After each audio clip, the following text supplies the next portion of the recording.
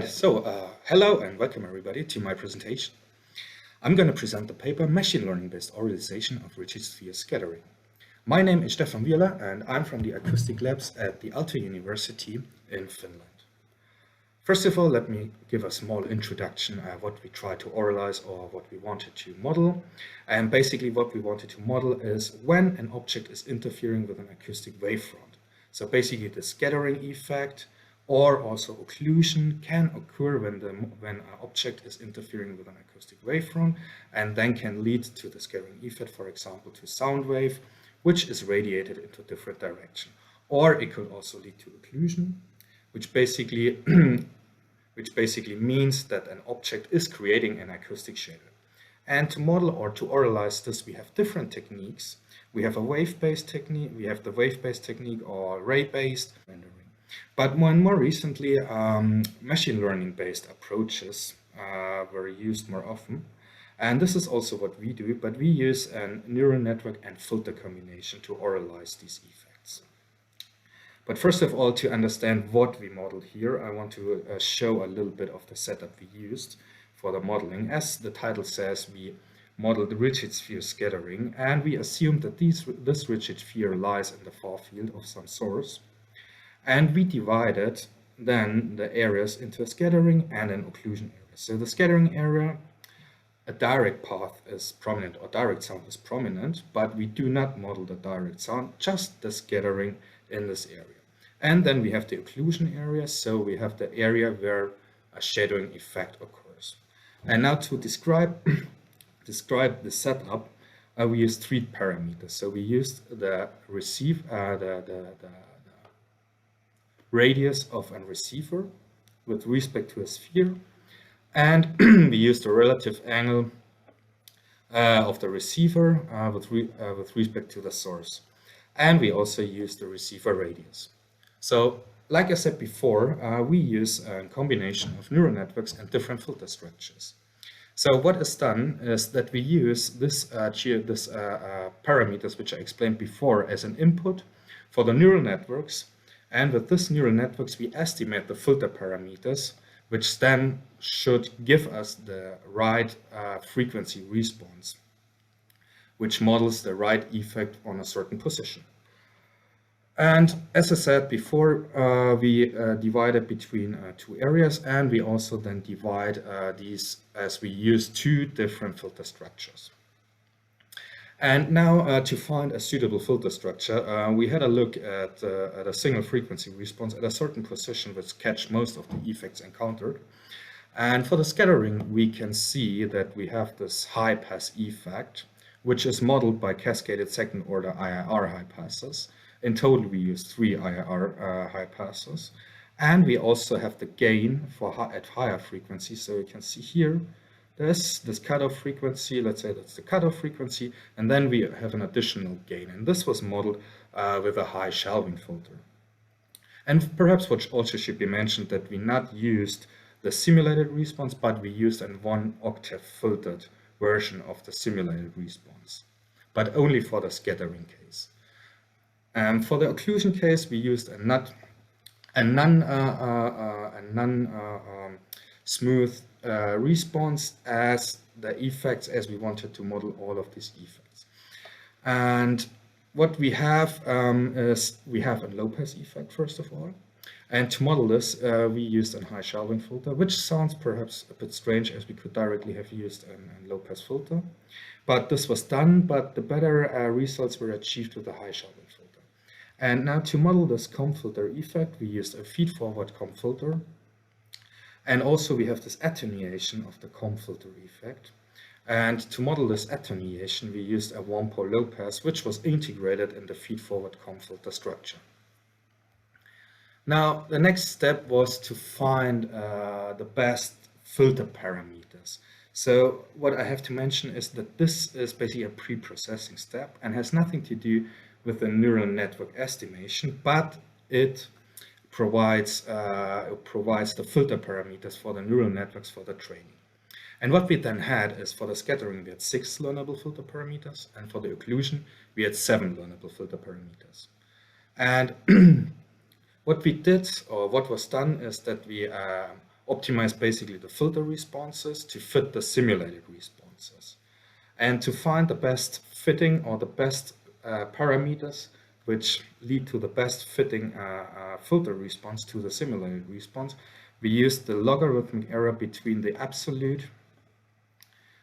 We used the absolute frequency response and the logarithmic version of it, and took the difference between the simulated and the one found by the optimization with the parameters, and then averaged these error over all frequency bands.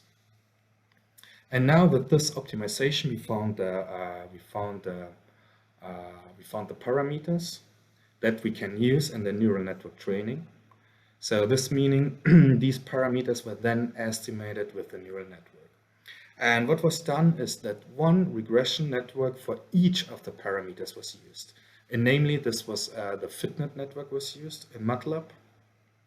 And on the left-hand side, you can see the table for the scattering network and for the scattering filter network. And on the right-hand side, you can see the networks used for the occlusion network. And we always use just 2 hidden layers in each of the networks. And to train the networks, we used 400 different combinations of receiver radius and sphere radiuses, and which resulted then in 72,000 frequency responses. As for each of the combination of the receiver radius and the sphere radius, we gathered 181 frequency responses, as we used in 1 degree increment in relative angle. And what can be seen, that the regression is pretty high, so we have a really good regression and relatively small mean squared error for the estimation of the parameters. Only for the quality factor for the shelving filter, we achieve a more or less a little bit smaller, or only an regression accuracy of 0.85 or 0.88. But other from that, we really achieve good results for all of the parameters. Now, to have a little bit more of a visual reference of the results, we see here now plotted the simulated response, the extracted response, which was gathered by the by the parameter extractions described before, and we see the response gathered with a neural network and filter response. And here we can see the occluded case, and this is for one receiver radius and one sphere radius, and for different relative angles. So basically we go around the sphere here, but we only can see the occluded case. And what we can see, that the extracted response and the neural network response are catching the low-pass filter effect pretty nicely, and also the COM filter effect, and also this transition into this low-pass or into the occlusion area. But to have a little bit more detailed insight into the errors which occurred, we also can see in the lower plots, we can see the difference between the simulated and the extracted, the simulated and the neural network, and the extracted and the neural network. It's basically just a difference between all of these responses. And we can see that there can arise some error. So we can have an error of 4 dB, up to 4 dB, which is basically induced by the delay or by the periodicity, by a wrong periodicity of the COM filter. But other from that, the shadowing or the low pass effect is well captured. We have here the same for the scattering, and we can see that it also captures these effects quite well, so quite good. We just can see that there's an area where we have a relative high error. So in this low frequency ranges, we have a relative high error, but this is mainly due to the filter structure, which is just not capable to model these differences. So it leads to too high differences, but the good thing is that this error is not too important, as we can see here that is in really highly attenuated areas, and also the direct path will be added to this scattered frequency response, and therefore this effect or this error should not be audible. And also we can see here this error, this is basically due to the fact that there was some sort of margin, 10 degree margin for the for the occluded and scattering case. So basically, this is already the occluded case. So this error can be can be seen as not relevant. And what we also did, we did an implementation. So we did a 6 degrees of freedom implementation in real time in MATLAB, which is really nice because it shows that this method is capable of being used in real time algorithms. And we also used one neural network filter for every ear. So basically, there was one of these neural network filter combinations for each of the ear. And we also had a listening test with 10 participants where they had to distinguish between the sphere sizes. But I will not go into it as we lack of time. And if you're interested, check out the paper. And now to the conclusion and the outlook. What I think is really nice is that the method is real-time capable, and it was also implemented in real-time in MATLAB. I have to say this again because I think that's really cool.